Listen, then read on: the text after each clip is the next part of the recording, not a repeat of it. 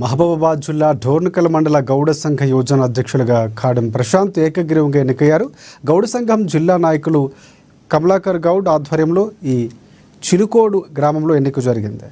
ఈ నెల 16న మహబూబాబాద్ జిల్లా డోర్న్ కేంద్రంలో సర్దారు సర్వాయి పాపన్న విగ్రహం ఆవిష్కరణ కార్యక్రమం మంత్రి పొన్నం ప్రభాకర్ చేతుల మీదుగా ఉంటుందని తెలిపారు. ఇక ఈ కార్యక్రమానికి డోర్నకల్ మండలం నుంచి గౌడ సంఘం యువకులు బైక్ ర్యాలీతో మహబూబాబాద్ చేరుకుని విజయవంతం చేయాలని కోరారు కమలాకర్. ఎన్నికకు సహకరించిన ప్రతి ఒక్కరికి పేరు పేరున ధన్యవాదాలు తెలిపారు.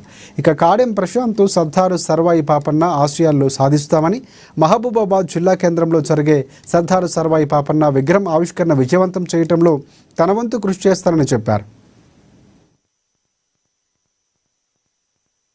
మహబూబాబాద్ జిల్లా కేంద్రంలో కొరివి సెంటర్లో సర్దార్ సర్వాయి పాపన్న విగ్రహ ఆవిష్కరణకు మంత్రి పొన్నం ప్రభాకర్ గౌడ్ గారు విచ్చేస్తున్నారు. కావున సుమారుగా డోర్నకల్ నుంచి 200 బైకులతోటి సుమారుగా జిల్లాలో 2-3 వేల మంది బైకులతోటి 10,000 జన సమీకరణతోటి మహబూబాబాద్ జిల్లాను మొత్తం అతలాకుతలం చేసే విధంగా సర్దార్ సర్వాయి పాపన్న వారసులుగా మేమందరం సన్నద్ధమై గౌడ్లంతా ఐక్యంగా ఉండి ప్రతి సమస్యని గౌడ్ల సమస్యల పట్ల గౌడ్స్ అంతా ఈ జిల్లాలో అనేక మంది అన్ని కుల సంఘాల కంటే గౌడ్స్ ఐక్యంగా ఉన్నారు. కాబట్టి గౌడ్స్కి ఎవరికి కష్టం వచ్చినా ఎవరికి ఆపద వచ్చినా మేమంతా ఐక్యంగా ఉండి ప్రతి సమస్యను ఒక ధీటుగా పరిష్కారం కోసం ప్రయత్నం చేస్తాం.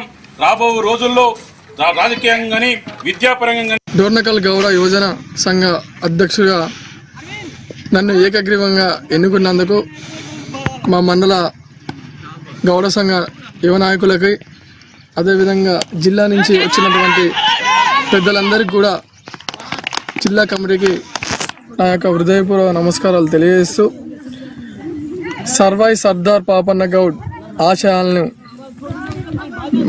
మా సభ్యులందరితో ముందుకు తీసుకెళ్తానని కోరుకుంటూ, అదేవిధంగా గౌడన్నలకు రావాల్సిన ప్రభుత్వం నుంచి రావాల్సిన ప్రతిపాదనలు ప్రతిదీ కూడా నేను గౌడ సభ్యులకి కల్లు గీత కార్మిక సంఘానికి వెళ్ళేంత వరకు ఎక్కే గీతన్నలకి తీసుకెళ్లే వరకు నేను కృషి చేస్తానని తెలుపుకుంటూ, ఈరోజు జిల్లా కేంద్రంలో సర్వాయి సర్దార్ పాపన్న గౌడ్ విగ్రహ ఆవిష్కరణ ఉంటుంది.